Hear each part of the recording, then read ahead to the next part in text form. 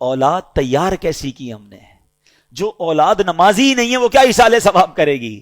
جو اولاد قرآن پڑھنا ہی نہیں جانتی وہ کیا ایصال ثواب کرے گی؟ جس اولاد کو نیکی کرنے کا شوق ہی نہیں ہے وہ آپ کو کیسے ایصال ثواب کرے گی؟ اگر باپ بھی نمازی تھا، بیٹا بھی نمازی تھا، بیٹی بھی نمازی تھی، گھر میں قرآن خوانی ہوتی تھی، رمضان کے روزے رکھے جاتے تھے، شب برات اور شب جناب قدر وغیرہ بڑی راتوں میں عبادتوں کا سلسلہ تھا، تو جب باپ مر بھی جائے گا اولاد کو یاد آئے گا آج بڑی رات ہے، عبادت کی رات ہے، چلو والد کی قبر پر چلتے ہیں، چلو اسے کچھ ایصال ثواب کرتے ہیں، آج جمعرات کی رات ہے ابو کو یاد کرتے ہیں۔ ہم نے اولاد کیسی تیار کی ہے؟ یہ سوال بنتا ہے۔ پیارے آقا فرماتے ہیں کہ جو اپنے ماں باپ کی طرف سے حج کرے، ماں باپ کی طرف سے تو حج ادا ہو جائے گا، حج کرنے والے کو مزید 10 حج کا ثواب ملے گا۔ یعنی ہمارا بھی لاٹری ہے نا، ماں باپ کو تو ثواب ملے گا ہی ملے گا، ملٹی پلائی بائی ہو کر 10 ہمیں بھی ملے گا۔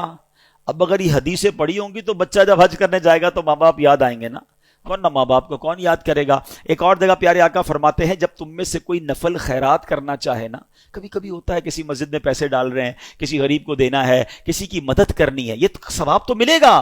آقا فرماتے ہیں اپنے ماں باپ کی طرف سے کرے۔ کیا خوبصورت شریعت ہے، کیا پیاری تعلیمات ہیں۔ صدقہ خیرات تو کرنا ہی ہے نا، کہ نیت کر لو یہ ماں باپ کی طرف سے ہے۔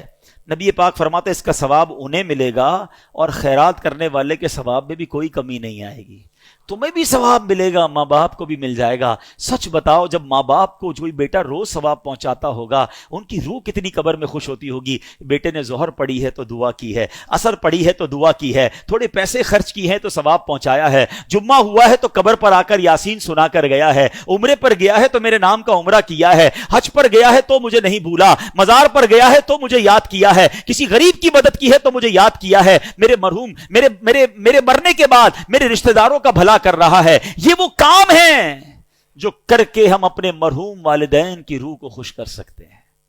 اور وہ بیٹا جو نماز نہ پڑھتا ہو، وہ بیٹا جو لوگوں کے ماں باپ کو گالیاں دیتا ہو، لوگ اس کی وجہ سے اس کے ماں باپ کو گالی دیتے ہوں، بتاؤ ان کے ماں باپ کی روح کتنی ان سے ناراض ہوگی۔